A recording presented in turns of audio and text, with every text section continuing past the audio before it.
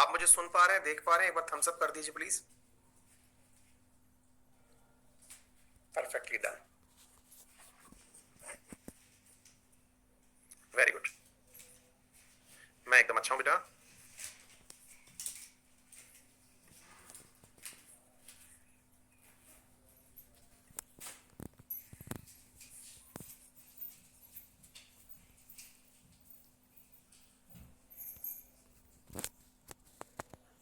शुरुआत करते हैं आज के सेशन की। और आज के सेशन में हम आपके साथ डिस्कस करने वाले हैं, क्या डिस्कस करने वाले हैं? Indian river system. ठीक है, तो जो भी मेरे प्यारे साथी आज के सेशन में फर्स्ट टाइम जुड़े हैं उनका थोड़ा ज्यादा स्वागत है। ज्यादा स्वागत इसलिए क्योंकि साहब उनको तरीके सीखने होंगे, कंटेंट कहां से मिलेगा। मंडे से चला रहा हूं, ध्यान से सुन लीजिएगा। करंट अफेयर का रिवीजन मंडे से शुरू होने जा रहा है सुबह 10 बजे आप लोगों के लिए। कहां पर? तो अनअकैडमी की स्पेशल क्लासेस में। ठीक है रुपेश, गुड इवनिंग। हाँ, अभी मार्च से शुरू कर रहा हूँ। पीछे 6 मंथ का मैं बोल रहा हूं ना, मैं मार्च से शुरू करूंगा। पीछे की तरफ चलते हुए आपको जैसा भी हो वो आप देख लेना। ठीक है,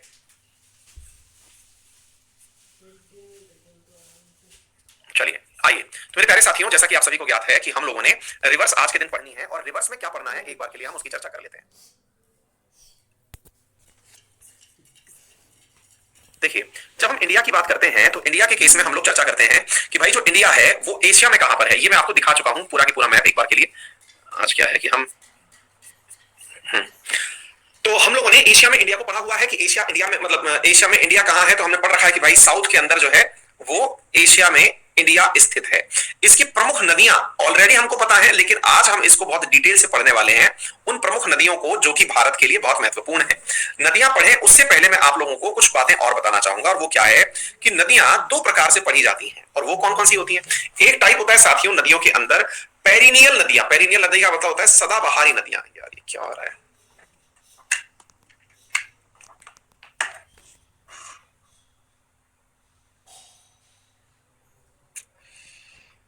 साथियों?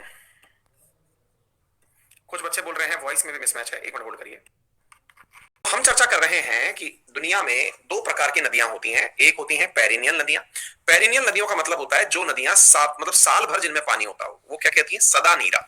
सदा नीरा क्या कहलाती है? सदा नीरा। पेरिनियल नदियां जिनमें हमेशा पानी होता हो वो पेरिनियल नदियां कहलाती हैं। दूसरी नदियां कौन सी होती हैं? दूसरी नदियां होती हैं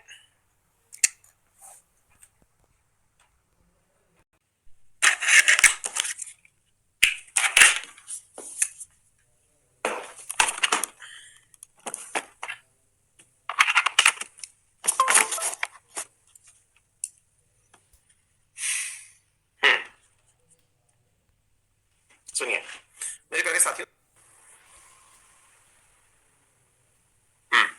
तो दो प्रकार की नदियां होती हैं साथियों। एक होती है सदा नीरा। सदा नीरा का मतलब होता है जिसमें हमेशा पानी उपस्थित हो, वो होती है सदा नीरा। दूसरी कौन सी नदियां होती हैं? जिनमें वर्ष भर पर्यंत पानी ना हो।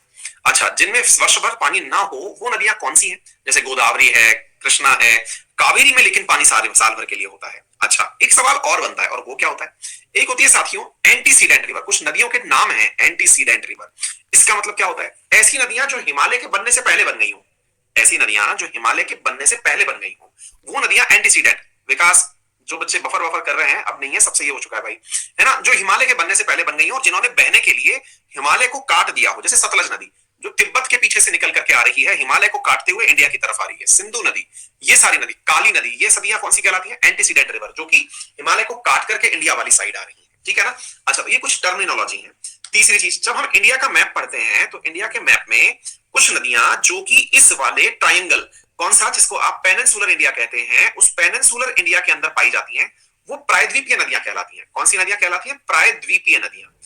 प्रायद्वीपीय नदियां। अच्छा, तो इंडिया में सहूलियत के हिसाब से नदियों को बांटा जाता रहा है। जैसे अच्छा, एक क्लासिफिकेशन इंडिया में और चलता है प्रायद्वीपीय नदियां और उत्तर भारत की नदियां। एक क्लासिफिकेशन जो सबसे ज्यादा मान्य है वो है जो मैं आपको अब बताने जा रहा हूं, और वो ये है कि नदियों को उनके सोर्स के आधार पर जज मत करिए, उनके बहने के आधार पर जज मत करिए, वो जाके ड्रेन कहां करेंगी इस आधार पर करिए। मतलब जैसे बंगाल की खाड़ी में गिरने वाली नदियां, बंगाल की खाड़ी में गिरने वाली नदियां, ये एक प्रकार हुआ। नंबर दूसरा दूसरा हुआ मेरे प्यारे साथियों अरब सागर में गिरने वाली नदियां। अरब सागर में गिरने वाली नदियां, तो ये बहुत ब्रॉड क्लासिफिकेशन है और सबसे ज्यादा चलता है। और तीसरा होता है अंतस्थ नदियां। कौन सी नदियां? अंतस्थ, यानी कि वो नदियां जो कि केवल और केवल कहां जाती हो? अपने ही देश के भीतर, पानी समुद्र में गया ही नहीं और वो नदियां अंतस्थ नदियां कहलाई। ये दुनिया मतलब इंडिया में सबसे ज्यादा मान्य जो कहा जाए क्लासिफिकेशन है। मतलब क्लासिफिकेशन लोगों ने हिमालयन नदियां, प्रायद्वीपीय नदियां, सदानीरा नदियां, ये सब सब बनाया, लेकिन जो सबसे ज्यादा वैलिड है वो ये है। ठीक है, अच्छा, इस वैलिडेट को करते हुए आज का जो सेशन है हम उसी तरह से आपके सामने लेकर के आ रहे हैं। चलिए देखते हैं साथियों, इंडिया की प्रमुख रिवर्स हम आपको पहली बार तो ये याद कराने वाले हैं कि कौन कौन सी नदियां हैं, फिर हम हिमालय से निकलने वाली नदियां पढ़ाएंगे, अंत में आपको ये याद रखना है कि कौन सी नदियां कहां जाके गिरती हैं। एक बार के लिए सारी नदियों का आप जो है नामकरण देख लीजिए, फिर उनकी सहायक नदियां पढ़ लेंगे, सहायक नदियों के साथ साथ गंगा, यमुना, जितनी भी सहायक नदियां हैं वो सारी पढ़ लेंगे। इसके अलावा जो भी पेनिनसुलर नदियां हैं उनके बारे में पढ़ लेंगे। काफी कुछ डिटेल में आज का ये सेशन जाने वाला है। ठीक है, फिर पेनिनसुलर रिवर्स जो है आपके सामने उनकी चर्चा की जाएगी। बहुत कुछ है करने के लिए, तो आइए शुरू करते हैं। सबसे पहली वाली नदी जो आपके सामने है और वो कौन सी है, हिमालयन नदियों के अंदर इंडस रिवर। इंडस रिवर की जब हम बात करते हैं तो इसे देख करके बहुत सारी बातें तो डे वन से पता है कि ये, अब देखिए इसके फीचर के आधार पर चलिए इसका थोड़ा सा वर्गीकरण करते हैं कि भाई इंडस रिवर देख के ही पता चल रहा है कि ये अरब सागर में गिर रही है। तो चलिए जो हमने पॉइंट सीखा था उसको यही मार देते हैं, क्या कि ये अरब सागर में गिरने वाली नदियों में से एक है, नंबर एक। अच्छा, दूसरी बात और कौन सी पता है हमें?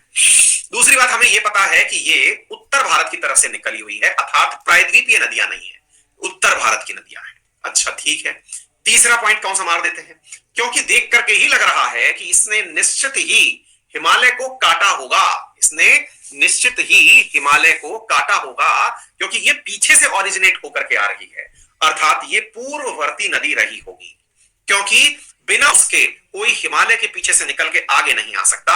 अर्थात इसने क्या किया होगा, इसने मेरे प्यारे साथियों इसको काटा होगा। हाँ भाई, कुछ विद्यार्थी इसको इंग्लिश में बताइए, मैं तो बहुत देर से इंग्लिश में बता रहा हूं बेटा, एंटीसीडेंट नदी है ना। अच्छा, तो हमने ये पढ़ लिया हिमालय को काटा होगा। अब कई लोग पूछते हैं सर हिमालय को कोई कैसे काट सकता है, तो देखिए इसके बारे में तर्क यूं दिया जाता है कि ये ट्रांस हिमालय से निकली होंगी नदियां, और ट्रांस हिमालय से निकल करके इन्होंने, जब हिमालय की उत्पत्ति हो रही थी तो ऐसा नहीं है कि हिमालय एकदम उचक के बाहर आ गया होगा, धीरे धीरे हिमालय साल में आज इतना बना, फिर और आगे बना, फिर और आगे बना, ऐसे करके हिमालय ऊंचा चलता चला गया। नदी अपना रास्ता नहीं छोड़ी, वो उसके बीच में से धीरे धीरे जाती रही, तो एक गॉर्ज जैसी स्थिति बन गई जिसमें से नदी निकलती रही। ठीक है ना। चलिए अब मेरे प्यारे साथियों, हमने कौन कौन सी नदियां पढ़ने की बात करी, इंडस के साथ में जुड़ी हुई नदियां कौन कौन सी हैं। तो इंडस असल में अकेली नदी नहीं है, इसके साथ में 5 नदियां और भी हैं। कौन कौन सी नदियां हैं, तो मेरे प्यारे साथियों यहां पर झेलम, चेनाब, रावी, व्यास और सतलज, इन 5 नदियों के मिलने से इंडस में पानी आता है, यानी कि इंडस प्लस 5 है, जब जाकर के ये पूरा क्षेत्र नदियों का क्षेत्र कहलाता है। ये जो 5 नदियों का क्षेत्र है इसे ही हम पंजाब के नाम से जानते हैं। किस नाम से जानते हैं, पंजाब के नाम से जानते हैं। जैसे 2 नदियों के बीच का क्षेत्र दोआब कहलाता है, वैसे ही 5 नदियों के बीच का क्षेत्र पंचआब, जिसे पंजाब कहते हैं। 5 नदियों के बीच का क्षेत्र कौन कौन सी नदियां, झेलम, चेनाब, रावी, व्यास, सतलज। ये पंजाब वाला जो हिस्सा है, ये हिस्सा भारत में भी है और पाकिस्तान में भी है, दोनों ही स्थानों पर ये पंजाब वाला क्षेत्र विस्तृत है।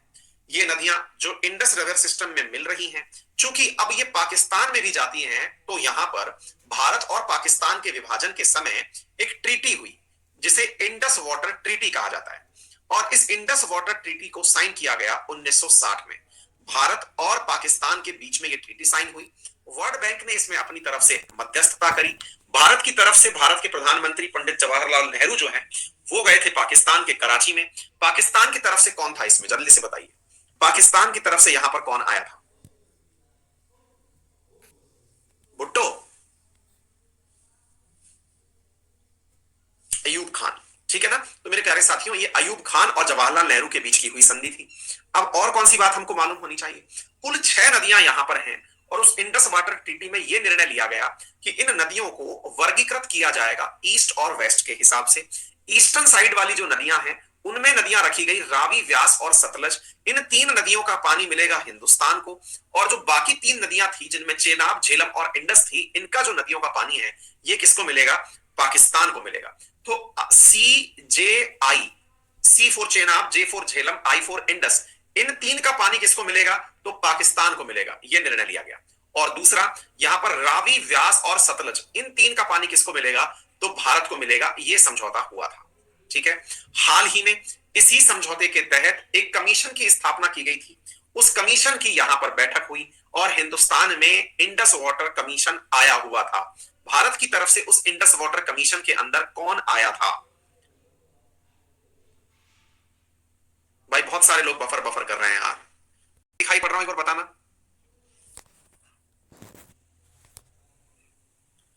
अब 94% बच्चों को सही से सुनाई दिखाई पड़ रहा हूं, तो वो जो 7% लोग हैं वो कम से कम खुद भी सोच लिया करो यार।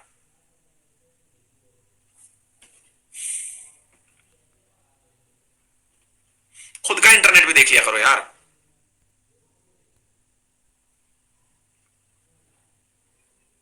कम से कम कान की आवाज चेक कर लिया करो।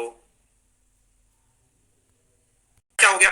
तो हमने आपसे 3 नदियां यहां बता दी, 3 नदियां यहां बता दी। अब इन दो दो नदियों के बीच के जो क्षेत्र थे, इन्हें कुछ स्पेसिफिक नामों से जाना गया। जैसे जैसे अब वो खैर मैं मैदान अलग से पढ़ाऊंगा, फिलहाल के लिए उसे रहने दो। अच्छा, इसमें हाल ही में जब वो लोग आए थे तो उन्हें एक डैम से बड़ी दिक्कत थी। वो कौन सा डैम था? एक डैम से बड़ी दिक्कत थी, कौन सा डैम था? तुलबुल परियोजना, है ना? पाकल दुल, तुलबुल, पाकल दुल, पाकल दुल। और कौन सी थी? एक लोअर लोअर करके थी, और वो कौन सी थी? लोअर कालनाई। ठीक है, लोअर कालनाई, पाकल दुल, इन परियोजनाओं से उन्हें दिक्कत थी। वो चाहते थे कि भारत इनका कंस्ट्रक्शन ना करे। ये खैर हमने करंट में पढ़ा है। फिलहाल के लिए हम और क्या चीज इसमें याद कर सकते हैं, तो आइए इंडस के बारे में सुनिए। इसका ही नाम सिंधु है। ये कहां से ओरिजिनेट होती है, ये आपका काम है याद करना। ठीक है ना? क्या नाम है? बाकरचू ग्लेशियर से ये ओरिजिनेट होती है, मानसरोवर लेक के पास से। इसकी कुल लेंथ 2880 किलोमीटर है। इंडिया में ये 709 किलोमीटर बहती है। तिब्बत में इसे सिंगी खाम्बन कहते हैं। सिंगी कम्बन मतलब सिंह का मुंह कहते हैं तिब्बत के अंदर इसे। It enters India through Ladakh. Ladakh के माध्यम से ये इंडिया में एंट्री कर रही है, और केवल जम्मू कश्मीर में ये बहती है। It enters Pakistan through hairpin bend of Nanga Parbat. देखिए, अगर आप हिमालय को देखें तो मेरे प्यारे साथियों, इधर की तरफ से तो आती है सिंधु, और इधर की तरफ से आती है कौन? ब्रह्मपुत्र। बीच में है हिमालय।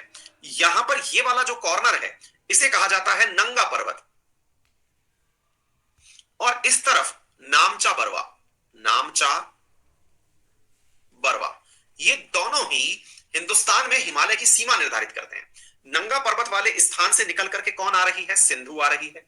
ये इस तरफ से, यानी हिमालय को एकदम एंड पे से क्रॉस करके, और इंडिया में आने से पहले ब्रह्मपुत्र जो पैसा ही डाल दी दोनों बच्चे। हाँ?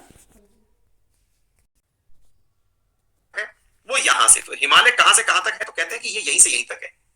ठीक है ना? अच्छा, दोनों ही तिब्बत वाले मानसरोवर वाले रीजन से निकलती हैं दोनों ही नदियां। ठीक है ना? हाँ जी, तो इनको याद रख सकते हैं आप। आगे बढ़ते हैं। अरब सागर में गिरती है, ये सब बता दिया। Indus uses 20% of its water by Indo पाक वाटर ट्रीटी, ये मैंने आपको बता दिया। अब ये जो पॉइंट है ना, इसको लेकर के काफी ज्यादा कंफ्यूजन होता है। 20%, सर आपने तो करंट में 80% पढ़ाया था। ये जो चीज है ना, ये थोड़ा कंफ्यूजिंग है। क्यों कंफ्यूजिंग है, मैं आपको बताता हूं। असल में हम अपनी तरफ की नदियों का तो 50% जो पूरा पूरा पानी है वो यूज करते हैं, लेकिन जो उनकी तरफ की यानी वेस्टर्न साइड वाली रिवर है ना, उसका 20% यूज और करने के लिए अनुमानित है, यानी कि हमको अलाउड है। तो एक प्रकार से कुल पानी का उनकी तरफ वाले का 20 और हमारे वाले का फुल। तो ये जो चीज है ना, ये बहुत सारी किताबों में इस चीज को लेकर के कंफ्यूजन है, क्योंकि हम लोगों ने इस पॉइंट को पढ़ाया आप सबको। बहुत सारे बच्चों ने उसी दिन क्लास में कमेंट किया हुआ था, बहुत सारा लिटरेचर मैंने भी उस कमेंट के बाद पढ़ा। उसमें यह कि वेस्टर्न साइड वाली नदियां जो हैं, उसका भी हम 20% पानी यूज कर सकते हैं। अपनी वाली जो है उनका तो यूज कर ही रहे हैं, उनको तो रोकने के लिए हमने पूरा प्रबंध कर ही रखा है। वास्तविकता में हम 80% पानी के लिए ऑथोराइज्ड हैं। ये है पूरा की पूरा निर्णय। लेकिन ये जो 20% है ना, ये असल में उसका मतलब आप समझिए वेस्टर्न फ्लोइंग रिवर। ठीक है ना? तो ये जो सिंधु नदी है, इसका हम 20% पानी यूज कर रहे हैं।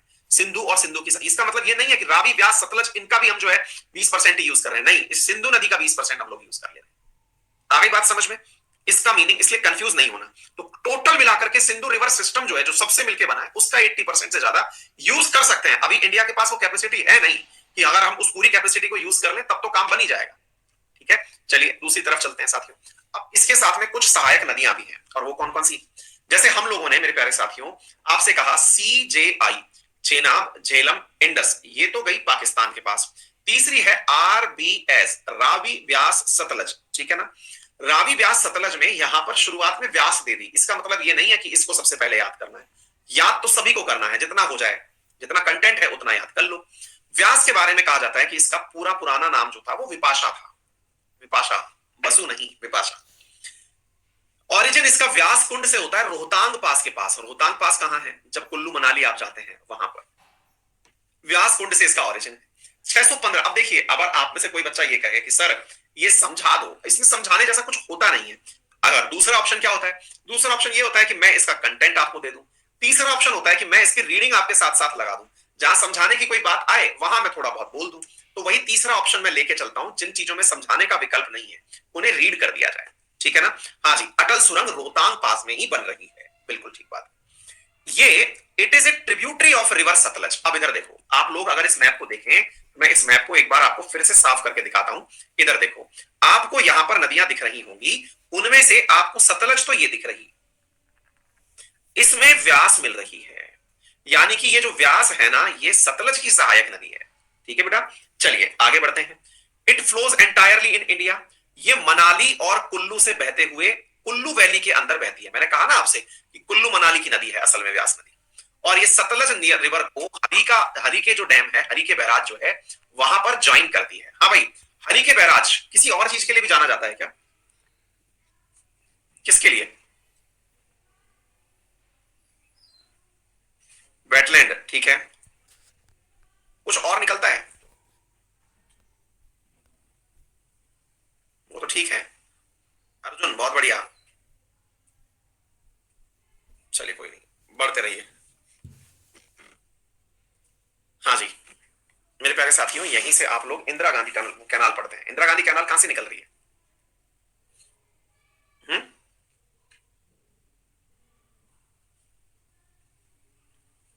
चलिए आगे बढ़ते हैं मेरे प्यारे साथ। अरे भैया, 10 बजे वाली क्लास विशाल आज नहीं हो पाई थी यार, है ना? आज कुछ टेक्निकल इशू था इसलिए नहीं हो पाई थी। चेनाब में चलिए, चेनाब में क्या है? Ancient name of Chenab is Akshani और इश्कमती। अक्षिणी और इश्कमती नाम है एंशियंट में इसका। ठीक है। ओरिजिन कहां से होता है इसका? 12 लच्छा पास से होता है। हिमालय के अंदर पास कौन सा है? जैसे रोहतांग पास से किसका निर्माण हुआ, तो हमने रोहतांग पास से सुन लिया, ब्यास का। तो अब 3 नदियां सी जे आई, उसमें से किसका नाम ले रहे हैं? चेनाब का। कहां से हो रहा है? 12 लच्छा से। और ये जो है, ये निर्मित होती है 2 नदियों के मिलने से, चंद्रा और भागा। ये बिल्कुल चंद्र और भागा वैसे ही है जैसे साउथ में हम तुंगभद्रा सुनते हैं, ठीक है ना? तो ऐसे ही चंद्रभागा। तो चंद्रभागा नदियों के मिलने से चेनाब नदी का निर्माण हुआ। चंद्रा रिवर ये कहां से आ रही है? 12 लच्छा पास के दक्षिण में से आ रही है। और ये कहां से आ रही है? 12 लच्छा पास के उत्तर में से आ रही है। मान लीजिए कि ये पास है, एक नदी यहां से और एक नदी यहां से, दोनों के मिलने से किसका निर्माण हो रहा है? चेनाब नदी का। ठीक है। इसे चंद्रभागा नदी के नाम से भी जाना जाता है हिमाचल प्रदेश के अंदर। It is largest tributary of river Indus. Indus की सबसे बड़ी ट्रिब्यूटरी है ये। अच्छा, अब इधर देखते हैं, ये रही साथियों चेनाब। इधर देखिए, ये चेनाब रही। चेनाब में मिल रही है कौन? झेलम। तो ये दोनों मिल रही हैं, इस कारण से ये दोनों नदियों का पानी इंडस में लेके जा रही है। लार्जेस्ट ट्रिब्यूटरी, क्योंकि आप इसका तो पानी पूरा पूरा खुद यूज कर ले रहे हो, तो ऑब्वियस सी बात है कि सबसे ज्यादा पानी ले दे करके सी जे आई में सी का ही तो बचेगा ना।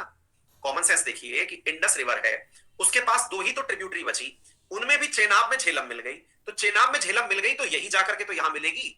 तो ऑब्वियस सी बात है, क्योंकि आपने सतलज नदी का तो पानी खुद ने खा लिया। आ गई बात समझ में? चलिए आइए आगे बढ़ते हैं। इसके बाद में क्या है? It run parallel to the Pir Panjal. हाँ भाई, पीर पंजाल किसका नाम था जरा बताएंगे आप? पीर पंजाल के पैरेलल बहती है और it enters the plain of Punjab near Akhnoor and later join the Jhelum. और झेलम में जाकर के ये मिल जाती है। हाँ जी, कश्मीर वैली में जो मध्य हिमालय था उसका नाम था। ठीक है। फिर ये जाकर रावी नदी में मिलती है। ठीक है sir. And the Sutlej, it is joined by Ravi and Sutlej river in the Pakistan. Famous project ये, एक मिनट रुक जाइएगा, एक मिनट रुक जाइएगा, उस मैप में कुछ गड़बड़ है, मैं वही सोच रहा हूं। एक मिनट रुकना।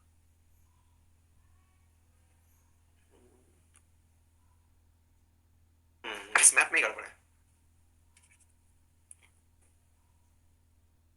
क्योंकि मैप कुछ और कह रहा है। उस मैप में गड़बड़, उसमें कुछ टेक्निकल मिस्टेक है, रुकिए और मुझे चेक करना पड़ेगा।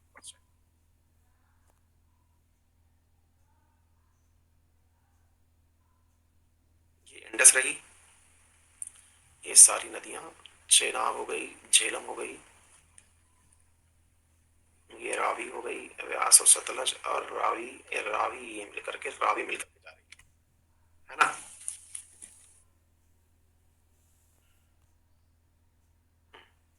इंडस में दो जगह ज्वाइनिंग नहीं है, इंडस में एक ही जगह ज्वाइनिंग है, रावी। ये वाला मैप गलत है भाई, ठीक है ना, ये वाला मैप गलत है ना। इस मैप को हम खारिज करते हैं। सतलज पर तो अभी पहुंचते, सतलज तो पीछे से आती है, ये मैप ही गलत है, ठीक है। आप इस मैप को अपने जब नोट्स आते हैं उसमें गलत मार्क कर लेना, मिस्टेक है इसमें, ठीक है। चलिए कोई बात नहीं, अपन सही और गलत पहचान रहे हैं, इससे ज्यादा और क्या चाहिए। रावी, रावी एंड सतलज रिवर जो है पाकिस्तान के अंदर जाकर के मिल रही है। चलिए आगे चलते हैं रावी नदी के बारे में। इसका एंशियंट नाम पुरुषी है। अब आपको खुद से याद रखना है साहब इनका। कुल्लू हिल्स रोहतांग पास के पास में से ही इसका ओरिजिन हो रहा है, इसका रावी नदी का। कुल्लू मनाली की पहाड़ियां जो है रोहतांग पास, जहां से व्यास का ओरिजिन हुआ था। तो RBS रावी व्यास सतलज, व्यास को हम पढ़ चुके हैं रोहतांग पास के पास में, अब हम इसको भी पढ़ रहे हैं, किसको, रावी को भी पढ़ रहे हैं। तो ये भी जो है ये कहां से ओरिजिनेट हो रही है, ये हमने पढ़ लिया, यहीं से ओरिजिनेट हो रही है। इसके बाद में it turn to the south west near Dalhousie and then cut a gorge in Dhauladhar range. हाँ भाई, ये शब्द भी हमने कहीं सुना हुआ है, हिमालय, और हिमालय के बाद में यहां पर चल रहा था मेरे प्यारे साथियों पीर पंजाल, धौलाधर, नागटीबा। तो आपको अगर याद हो तो धौलाधर असल में हिमाचल वाला है, मध्य हिमालय। तो देखिए पीर पंजाल, इसके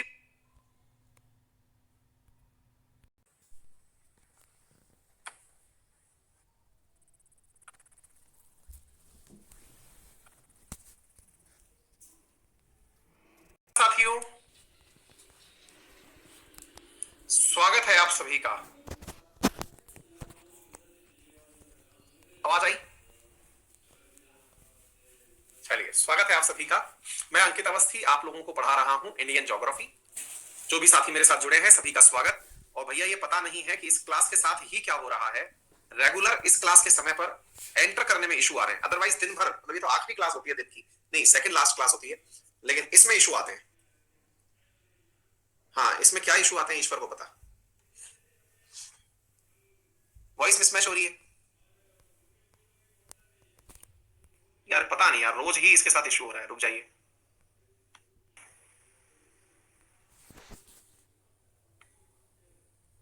अब सही है, चैट बॉक्स सही है। हाँ तुम सही पहचान गई हो बिल्कुल सही आइए साथियों, तो शुरुआत करते हैं आज के सेशन की, जबरदस्त सेशन। और हम कल रिवर्स पढ़ रहे थे, रिवर्स में हम इंडस रिवर सिस्टम पढ़ चुके थे, और आज हम पढ़ेंगे मेरे प्यारे साथियों उससे आगे का सिस्टम, और मतलब उसके अंदर हम पढ़ने वाले हैं गंगा रिवर सिस्टम, ठीक है ना। चलिए स्वागत है अपने सभी मित्रों का जो मेरे, अरे फिर से यार ये वॉइस मिसमैच कौन कह रहा है? नहीं नहीं बेटा, लैपटॉप में इशू नहीं, इससे जस्ट पहले स्पेशल क्लास भी तो ले रहा था, इससे पहले स्पेशल क्लास भी तो था।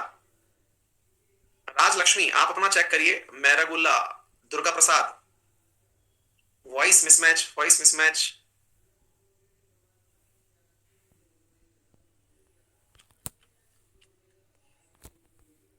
मुकेश कह रहे हैं वॉइस मिसमैच तो है, क्या करें आप बताइए मेरा अकाउंट हैक हो गया। अभी आप स्पेशल क्लास में कौन कौन था? क्लास में था स्पेशल क्लास में से जस्ट पहले वाली में, तो वहां पे सब सही चल रहा था यार, जो था उसको पता होगा, वहां पे कोई मिसमैच नहीं था भाई। मैं एटलीस्ट एक बार ये और कर सकता हूं कि मैं रिफ्रेश कर दूं, फिर इसके बाद आपको मैनेज करना पड़ेगा, ठीक है। चलिए साहब आइए, तो मेरे प्यारे साथियों हम शुरू कर रहे हैं गंगा जी का सफर। और गंगा जी का जब सफर आप शुरू करें तो ये केवल ध्यान रखने की बात है कि जो भी तथ्य आपको मिलेगा सब याद करना होगा, और उस तथ्य में ये सारे प्रयाग आप याद करने हैं। कौन कौन से प्रयाग हैं, क्या कुछ है, ये सारी बातें अभी मैं आप लोगों को भी याद करवाने वाला हूं, लेकिन उससे पहले बाकी सारी बातें थोड़ी सी हम देख लेते हैं।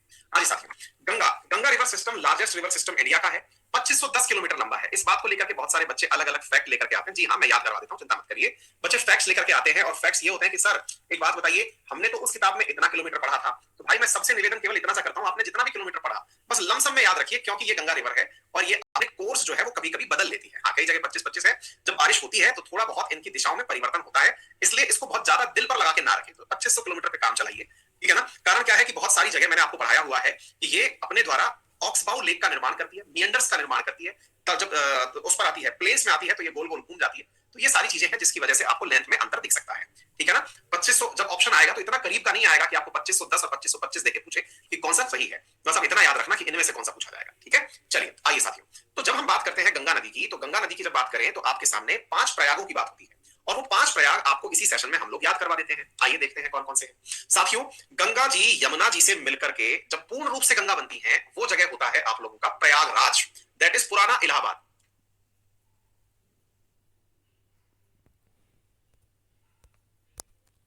वहां पर ऑप्शन आएगा डाउनलोड नाउ, डाउनलोड नाउ का ऑप्शन आएगा, वहां पर क्लिक कर दें, आपका कंटेंट डाउनलोड हो जाएगा। विद एनोटेशन में ये सारी चीजें आ जाएंगी जो मैंने हाथ से लिखी हैं, और विदाउट एनोटेशन में जो भी मैंने लिखा है वो सारा डाउनलोड हो जाएगा। विदाउट एनोटेशन में आपको ये वाले पेज नहीं मिलेंगे, केवल जो मैंने फाइल। तो हम लोग क्या क्या बात कर रहे हैं, ध्यान से सुनिएगा। गंगा और यमुना आपस में जाकर के जहां मिलती हैं वो प्रयागराज है। कहां पर आ गए थे? प्रयागराज में आ गए थे। और प्रयागराज में आकर के जब ये दोनों मिल गई थी, तो हमको उससे पहले वाले प्रयाग पढ़ने हैं, और वो प्रयाग हैं 5, इसलिए उन प्रयागों को कहते हैं पंच प्रयाग। तो गंगा और यमुना जहां मिलती हैं वो तो हो गया प्रयागराज, उससे पहले है 5 प्रयाग जिन्हें हम कहते हैं पंच प्रयाग। तो वो पंच प्रयाग कौन कौन से हैं? तो इधर देखिए, विष्णु प्रयाग, नंद प्रयाग, और यहां पर आप देख रहे हैं विष्णु प्रयाग, नंद प्रयाग, कर्ण प्रयाग, रुद्र प्रयाग और देव प्रयाग। ये कुल 5 प्रयाग हैं जो आप लोगों को याद रखने चाहिए। क्लियर है? अच्छा, 5 प्रयाग, प्रयाग असल में उस जगह को कहा जाता है जहां पर 2 नदियां आपस में संगम करती हैं। भाई संजय, देखो भाई दिक्कत आ रही है तो हम कुछ कर नहीं पाएंगे, क्योंकि आवाज दिक्कत कर रही है, कईयों को बफर आ रहा है, कईयों को साउंड में इशू आ रहा है। पढ़ लो गुरु, अदरवाइज ना इसका ऑप्शन कुछ है नहीं, आपको मैनेज करना पड़ेगा यार। प्लीज थोड़ा सा मैनेज कर लो, कुछ नहीं हो पाएगा हमसे। हम 5 बार अब तक रिफ्रेश कर चुके हैं। ठीक है, हाँ जी। तो अब इसको याद करने का थोड़ा सा प्रयास करते हैं। कैसे याद करें? देखिए भाई, जहां नदियां मिले वो प्रयाग है, तो सबसे पहले हमने याद किया विष्णु। विष्णु जी जो हैं वो नंदी के साथ में, अब देखिए यहां पर विष्णु, नंद और कर्ण। ठीक है, विष्णु जी, हमने उस समय कुछ ट्रिक बनाई थी, उस समय की यदि ट्रिक याद रह गई हो तो अच्छा है, हाँ, और नहीं याद हो तो मैं आपको याद दिला देता हूं। विष्णु जी नंदी पर रुद्र हो गए थे। क्या हो गए थे?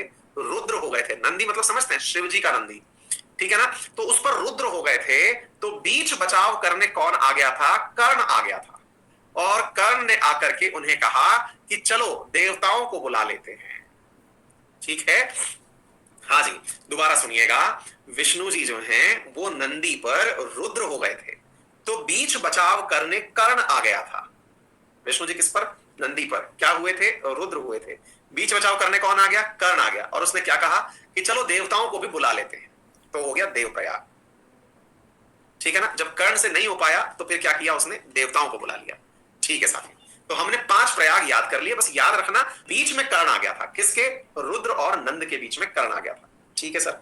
अब हमको एक नदी जो यहां पर दिख रही है, दैट इज अलकनंदा। देखिए, ये है अलकनंदा रिवर।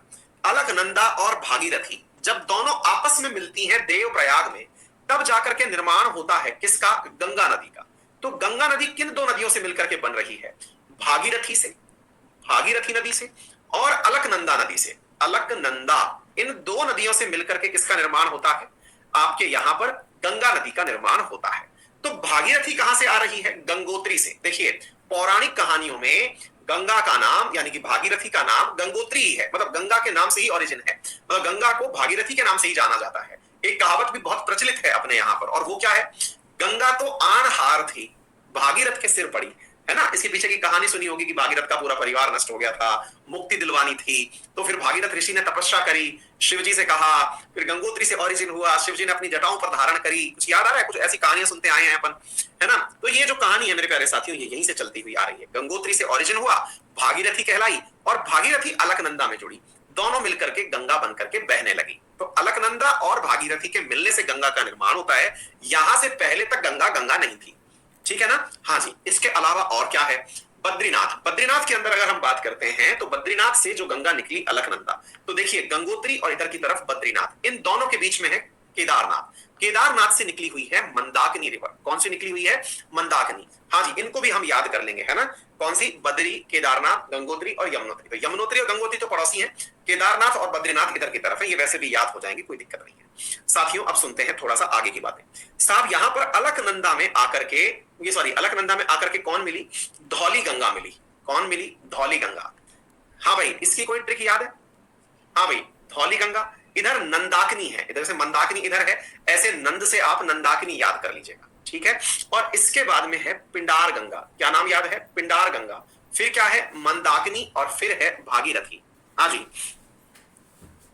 बोलिए, कोई ट्रिक जो उस समय पढ़ाई थी अगर ध्यान रह गई हो तो बताएं, अदरवाइज हम तो नई क्रिएट कर देंगे।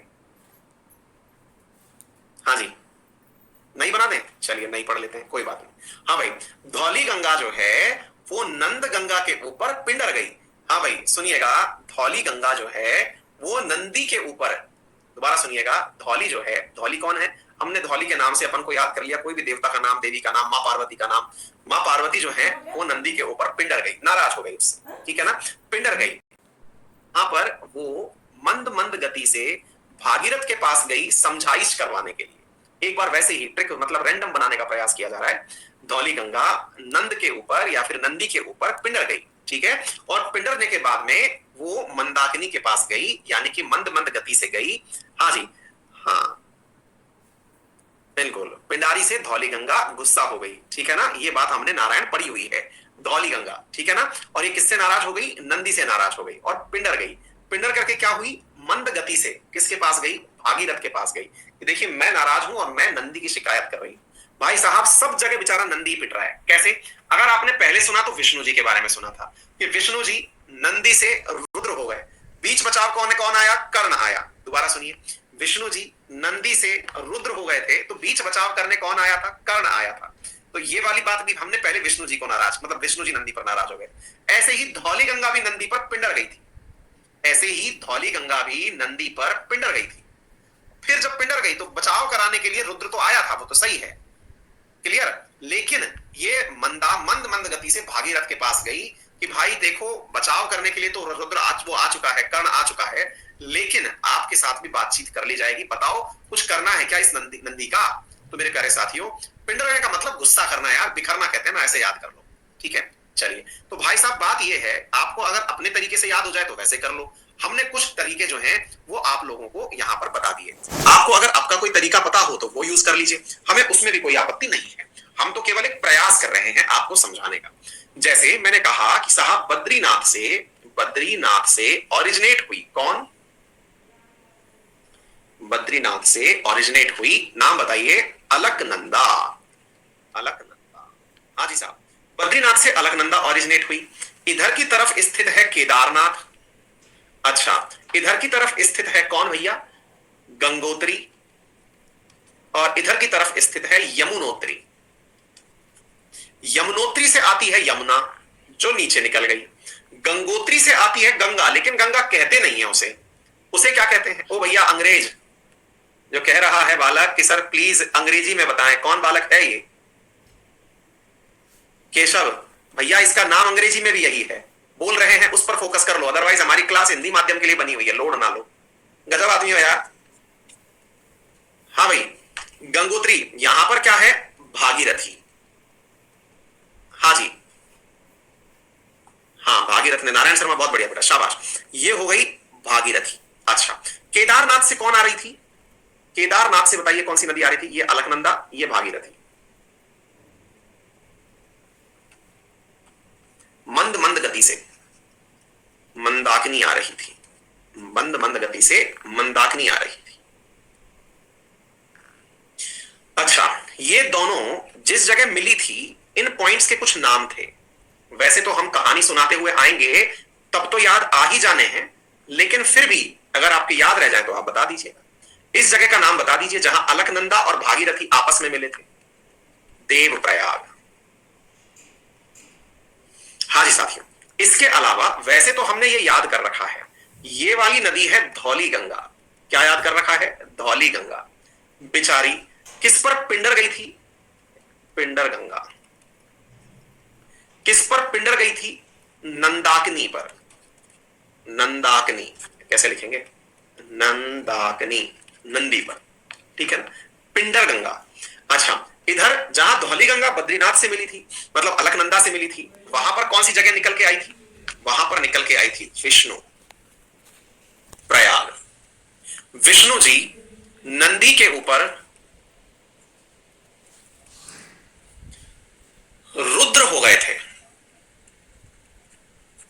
तो बीच बचाव करने कौन आया था, कर्ण आया था। यहां तक कोई भी दिक्कत समस्या परेशानी हो तो बताएं। जो है फाइनली प्रयागराज, इलाहाबाद।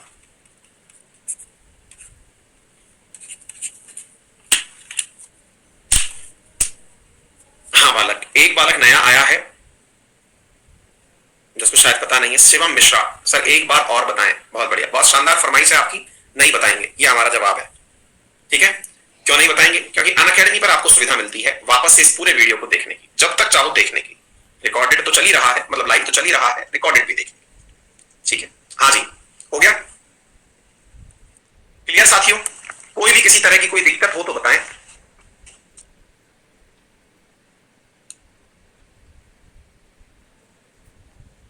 डन बेटा, कोई दिक्कत? चलिए आगे बढ़ते हैं साथियों। तो ये हमने पढ़ लिया, ये सारा कंटेंट। जो भी नए विद्यार्थी आए हैं उन्हें बता दूं, हाँ भाई, जो भी विद्यार्थी आए हैं उन्हें बता दूं। सकते हैं मंडी क्रिएशन पूछ सकते हैं, भगवान शिव जी कहाँ रहते हैं? हाँ मंडी, हाँ उसमें भगवान विष्णु कहाँ रहते हैं? हाँ नंदी आजकल कहाँ पाया जा रहा है? ऐसे सवाल, हाँ ऐसे आजकल सवाल आ रहे हैं इसमें। बाकी तो सवाल तो कोई मतलब ही नहीं है सवाल बनने का, तो बाकी ऐसे ही है। हाँ। चार धाम की यात्रा में कभी जाना हो तो सबसे पहले कौन से स्थान जाओगे, ऐसे करके सवाल आते हैं इसमें। ठीक है, हाँ हाँ जी, चलिए तो क्लियर है मेरे प्यारे साथियों, उम्मीद है यहां तक कोई मुसीबत नहीं है।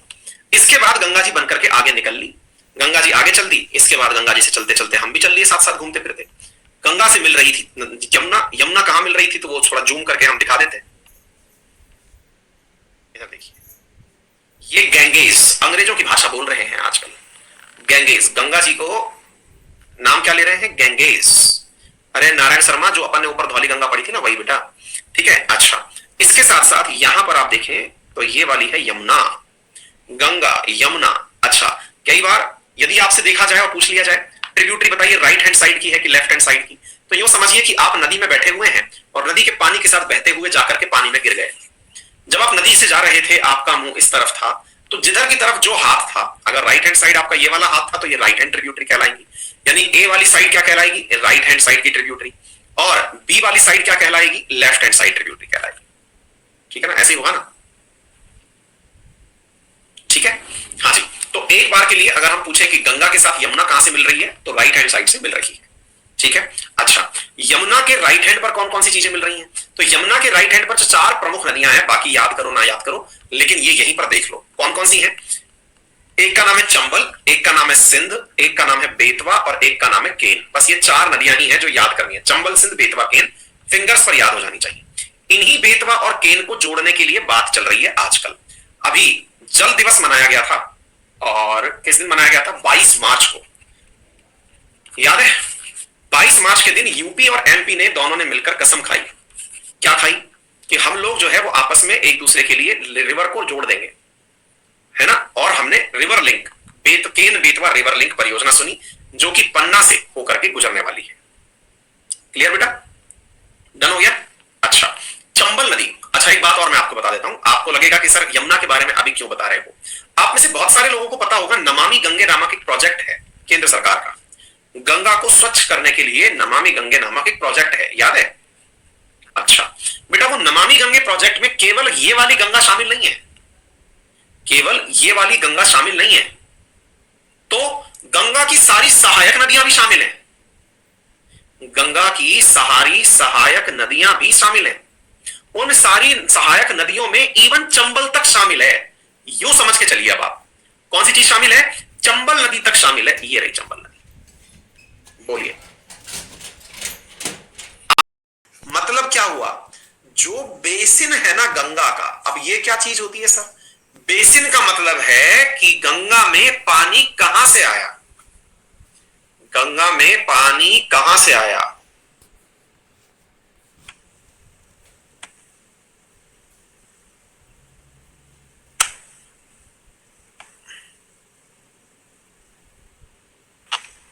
यार क्या करें,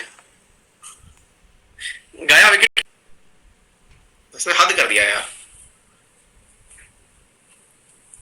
फिर परेशान होगा खामखा। ये मेरी क्लास में आता है क्रिएटिविटी दिखाने, सबकी क्लास में पहुंचता है ये, प्यार मांग रहा है, बताइए सबकी क्लास का हाल है ये।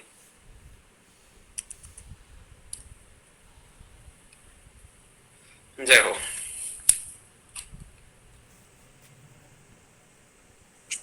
चलिए सही है।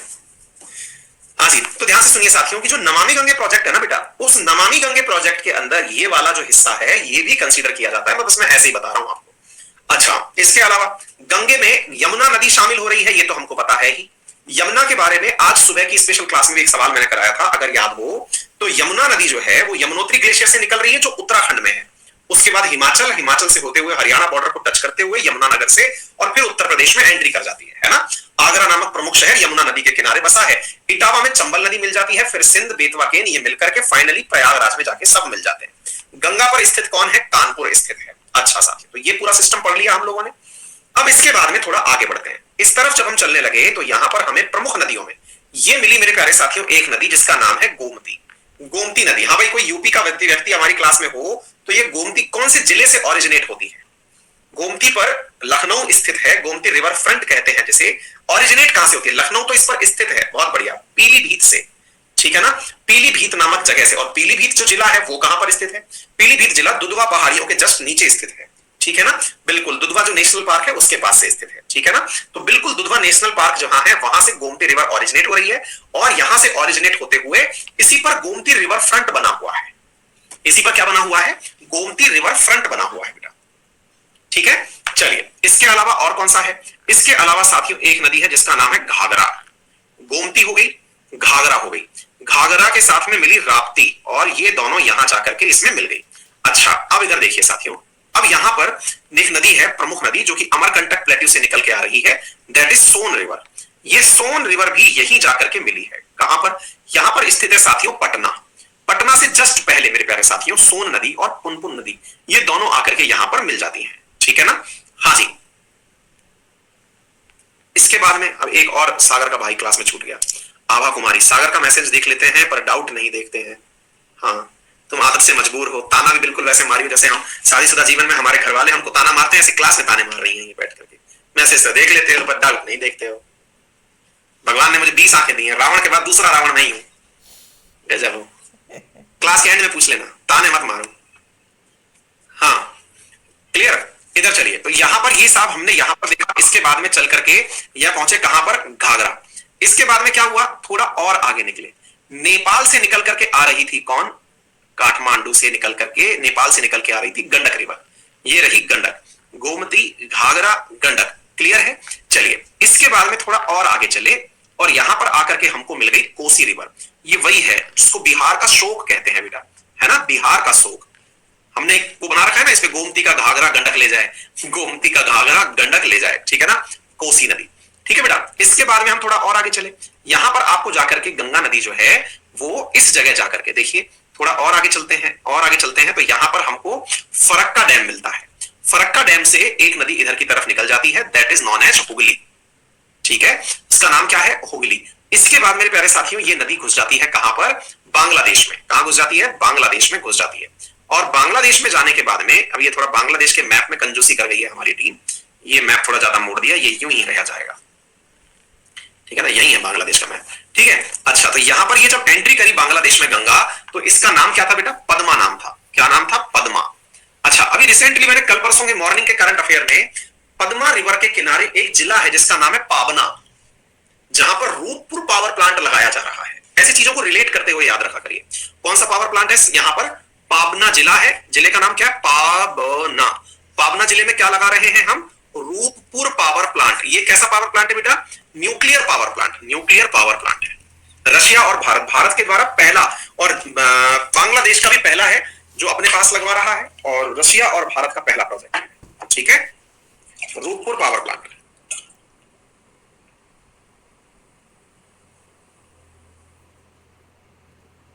पैदा करेगा।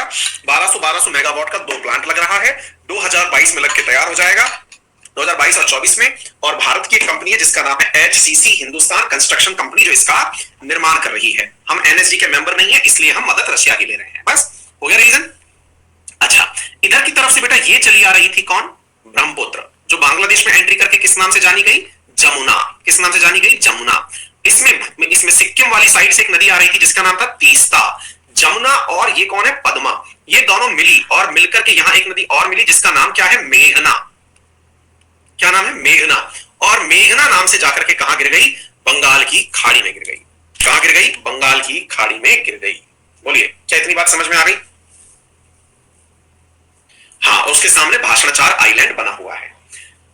हाँ जी, क्लियर है? तो गंगा का रिवर सिस्टम बहुत साथ साथ सिंपल सा है। गोमती घाघरा गंडक, गोमती का घाघरा गंडक ले जाए, उसके बाद सप्तकोशी खत्म हो गया। ये सारी की सारी नदी इधर की तरफ से सोन आपने प्रमुख नदी पढ़ ली है, ठीक है ना? ये जो कटे फटे डेल्टा है, ये बर्ड फुट डेल्टा है। यहाँ पर ये बर्ड फुट डेल्टा है, बर्ड फुट, पक्षी के पंजे जैसा। यहीं पर मैंग्रोव वनस्पति पाई जाती है। कौन सी वनस्पति पाई जाती है? मैंग्रोव वनस्पति, मैंग्रोव, ठीक है ना? चलिए, मैंग्रोव वनस्पति क्या होती है? जिसकी जड़ों को ऑक्सीजन नहीं मिलती, वो जड़ें बाहर की तरफ निकल आती हैं और वो एक नुकीली सरफेस बना लेती हैं, जिसे हम न्यू मेटाफोर कहते हैं। क्या कहते हैं? न्यू मेटाफोर कहते हैं। भारत का सबसे बड़ा मैंग्रोव फॉरेस्ट यहीं पर पाया जाता है। तो ये सारी बातें अब मैंने आपको प्रॉपर तरीके से बता दी है। यमुना की सहायक नदियां भी मैंने आपको बता दी, इन्हें आप एक बार देख लीजिएगा। ये सारी नदियां क्या क्या है, कहां से है, एक बार इनको रिवाइज कर लेना आप लोग, ठीक है? चलिए, इसके बाद में चलते हैं साथियों ब्रह्मपुत्र रिवर पर। ये रही ब्रह्मपुत्र रिवर। अब ब्रह्मपुत्र रिवर सिस्टम ये भी भारत के अंदर पानी के लिहाज से सबसे बड़ा सिस्टम है। मतलब जो पानी की कैचमेंट पावर है ना, इसकी वो सबसे ज्यादा है, लार्जेस्ट सिस्टम। ये तिब्बत से ही निकल रहा है और जहां से निकल रहा है वहां से इसे यारलंग सांगपो के नाम से जाना जाता है। क्या कहा जाता है? यारलंग सांगपो। जैसे सिंधु रिवर जब इंडिया में एंट्री हुई थी तो यहां पर नंगा पर्वत नामक जगह से एंट्री हुई थी। ऐसे ही ये जब एंट्री होती है, कौन? ब्रह्मपुत्र, तो जहां से होती है वो नामचा बरवा है। क्या नाम है उसका? नामचा बरवा। तो नंगा पर्वत से लेकर के नामचा बरवा के बीच में ही हिमालय स्थित है। हिमालय कहां पर स्थित है? तो नंगा पर्वत से नामचा बरवा के बीच में ही स्थित है।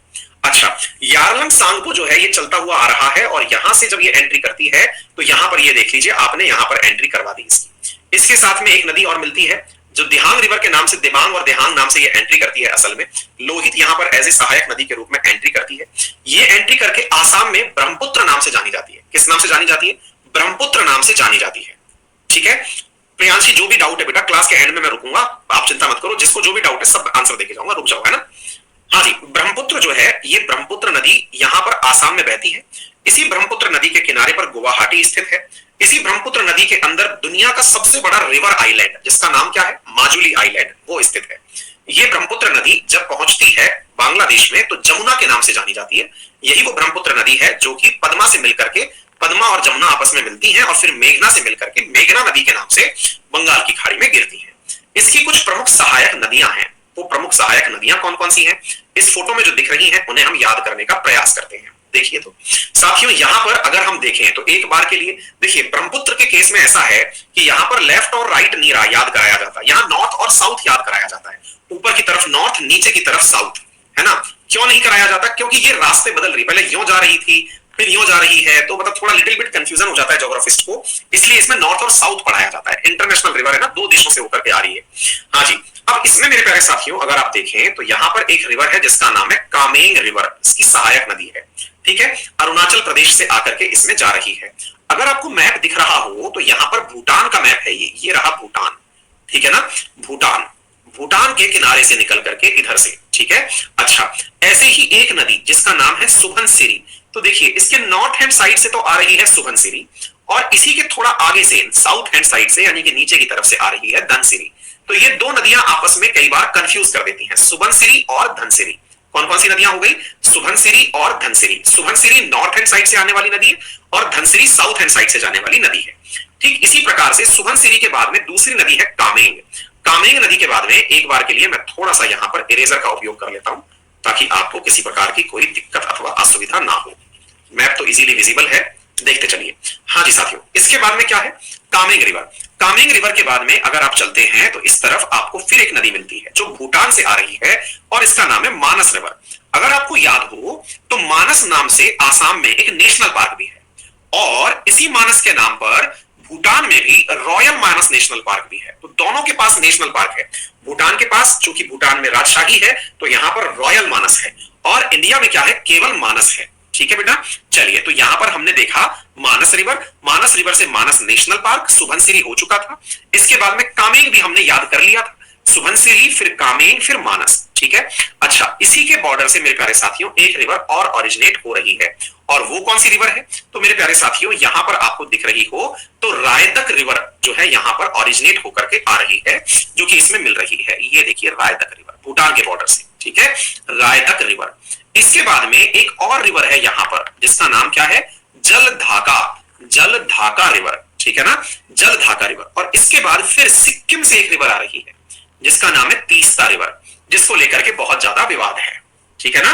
किस किस के बीच विवाद है, भारत और बांग्लादेश के बीच में। क्यों विवाद है, क्योंकि जो क्या कहते हैं इसको, आपका पश्चिम बंगाल राज्य है वो नहीं चाहता कि तीस्ता का जल किसको दिया जाए, बांग्लादेश को दिया जाए। वाटर डिस्प्यूट है, इंटरनेशनल वाटर डिस्प्यूट है। क्लियर हो गया, फिर से देखिएगा क्या क्या हो गया, फिर से चलते हैं। सबसे कॉर्नर पर हमको एक तरफ कौन मिली, तीस्ता, और दूसरी तरफ हमें कौन मिली, सुबनसिरी। कौन सी, एक तरफ तीस्ता, एक तरफ सुबनसिरी, ठीक है बेटा। तीस्ता और सुबनसिरी के बीच में एक तो बहुत ही रिनाउंड है जिसका नाम है मानस। इसमें तो हमें कोई भी दिक्कत नहीं होने वाली क्योंकि इसके नाम पर हम लोगों ने बहुत सारी चीजें पढ़ ली हैं ऑलरेडी। इसके अलावा दो नाम और याद रखने हैं, एक का नाम है कामेंग। हालांकि अगर मैं सही हूं तो आसाम में कामेंग नाम से भी नेशनल पार्क है, if I am not wrong. Let me check Kameng, क्योंकि मैंने इसको से याद किया है कामेंग, ठीक है। अरुणाचल प्रदेश के अंदर एलिफेंट रिजर्व है, बांकी टाइगर रिजर्व, एलिफेंट रिजर्व है बेटा ये, है ना, ओरांग है, हाँ एक बार और याद कर लेंगे, ठीक है बेटा। तो कामेंग जो है एलिफेंट रिजर्व है अरुणाचल प्रदेश का, तो ये अरुणाचल प्रदेश से ही आ रही है, ठीक है। चलिए यहां तक हो गया। इसके बाद में मानस हमको हो चुका, इनके बीच में कामेंग हो गया, ठीक है ना। इसके बाद में साथियों थोड़ा और आगे चलते हैं, तो यहां पर रायदक और जलढाका, रायदक और जलढाका, राय और जल यानी रायता और जल, ये दोनों एक साथ है, रायते में जल मिला दिया मतलब कहने का ये, ठीक है ना। तो रायदक और जलढाका, ठीक है, ये दोनों एक साथ है, ठीक है। हाँ जी, शुभ संदेश ऊपर से आया और जलधारा नीचे से, धन की वर्षा नीचे से हुई, ठीक है बेटा, बहुत बढ़िया। रायता और दोनों जल दोनों फैल गए, ठीक है, याद रह जाएंगे, लोड मत लीजिएगा। आइए इसके साथ साथ यहां पर अब कुछ नदियां और भी हैं, वो कौन कौन सी हैं। जब यहां से ये यारलंग सांग को एंट्री कर रही थी तो असल में ये जब एंट्री करती है ना तो देहांग रिवर के नाम से करती है। देहांग अरुणाचल प्रदेश से जब एंट्री करती है तो देहांग रिवर से करती है और देबांग यहां पर इसकी सहायक नदी के रूप में जुड़ती है। कौन जुड़ती है, देबांग। तो देहांग और देबांग, है ना। और इसके बाद में देहांग, देबांग और लोहित, ये कंटिन्यूअस तीन एक साथ अरुणाचल प्रदेश की प्रमुख नदियां हो जाती हैं। देहांग नाम से एंट्री करी, देबांग ने सहायता करी और लोहित जो है यहां पर एंट्री करके साझा हो गई। क्लियर हो गया, देबांग, देहांग, मतलब देहांग, देबांग और लोहित। क्लियर बेटा। इसके बाद में नीचे की तरफ से हमने जिसका नाम पढ़ा उनमें से मतलब जो सबसे काम की है उसका नाम धनसिरी है। धनसिरी के बाद में जो प्रमुख नदियां हैं उनमें सूरमा नदी, एक है बराक रिवर, बराक पहाड़ी अगर आपको याद हो मेरे प्यारे साथियों, है ना, मिकिर बराक बराक पहाड़ियां जो हैं वो याद करी हुई हैं हमने। तो यहां पर ये कुछ नदियां हैं, तो ये आप याद रखना चाहें तो याद रखें, अदरवाइज हमने इसको लिटिल बिट एक बार कल मैं इसका आपको रिवीजन करा दूंगा तो आपको ये प्रॉपर तरीके से याद रह जाएगी। तो थोड़ा सा आप कृपया करके इन्हें पढ़ के आए, फिर हम बाकी बची नदियां आपको कल खत्म करवा देंगे, ठीक है बेटा। तथ्यात्मक जानकारी पढ़ के आए, फिर मैं एक बार कल इनको रिवाइज करा दूंगा। अब बोलिए इसको क्या दिक्कत है बताइए। सीएचएसएल के लिए वारशु संडे और मंडे से करंट आ रहा है सुबह 10 बजे। विशाल बेटा क्लास तो पढ़ाई है, ढूंढनी पड़ेगी आपको यार, क्लास तो मैंने पढ़ाई है। मधुर बिल्कुल। प्रिया सर जी प्लीज बता दीजिए इंडियन ज्योग्राफी का कंपाइल, बिल्कुल देंगे बेटा, लास्ट में देंगे, है ना, अभी नहीं। एंटीसीडेंट रिवर सोर्स आभा टू दिस सागर या ताइबित का हिमालय, तो फिर एंटीसीडेंट कैसे है, बहराज क्या होता है बेटा। आभा एंटीसीडेंट का मतलब होता है जब कोई रिवर पहाड़ काट के आ रही हो, पहाड़ काट के आ रही हो मतलब अगर मान लो रिवर जो है वो तिब्बत से आ रही हो और लैंड सीधा इंडिया में हो रही हो, जैसे सतलज होती है, सतलज तिब्बत से आती है और हिमाचल में प्रकट होती है, तो इसका मतलब उसने हिमालय को काटा है ना, और काटा है इसलिए वहां पर गॉर्ज यानी कि पास का निर्माण हुआ है, इसलिए वो एंटीसीडेंट प्रमाण है। ये लेकिन ज्योग्राफिस्ट ही बताते हैं कि कौन सी रिवर एंटीसीडेंट है। और बैराज क्या होता है, डैम को बैराज कहते हैं, ठीक है। बंगाल की खाड़ी में बना न्यू आइलैंड का नाम क्या है जिसमें रोहिंग्या, बेटा भाषणचार, शिवम भाषणचार, भाषणचार। पेनिनसुलर वाली कल ललित पढ़ेंगे बिल्कुल, मारवाड़ी में बोले मतलब क्या होता है, शोक का मतलब ऋषि मतलब सौरो, सौरो माने दुख। अमित थैंक यू, हाँ बिल्कुल नैन्सी ठाकुर जी धन्यवाद। ट्रिब्यूटरी बेटा दो चीजें होती हैं, एक होती है ट्रिब्यूटरी, एक होती है डिस्ट्रीब्यूटरी। ट्रिब्यूटरी तो मिलती है जिसे हिंदी में सहायक नदियां भी कहते हैं, और डिस्ट्रीब्यूटरी जो है वो पानी को आगे बांटती है जिसे हम वितरिका कहते हैं, वितरिका वितरण करने वाली। वारशु गंगा पानी खराब क्यों नहीं होता है बेटा, इसमें माइंस मतलब मिनरल्स मिलते हैं काफी सारे, इसलिए खराब नहीं होता है, मतलब जहां से ये सोर्स है इसका वहां से काफी सारे। नरेश वेलकम बेटा। वेदित बहुत बढ़िया। केशव को सारा याद हो गया, बहुत बढ़िया। यमुनोत्री एंड यमुना में बेटा यमुनोत्री से ओरिजिनेट होती है यमुना। सोलंकी यार अभी तो नहीं है लेकिन कोशिश करेंगे। शोक का मतलब बता दिया ऋषि, कितनी बार पूछोगे? एक एक बात को दोबारा दोबारा निकाल देते हैं आप, लिख देते हैं तो क्या दिक्कत, फिर वही है ना।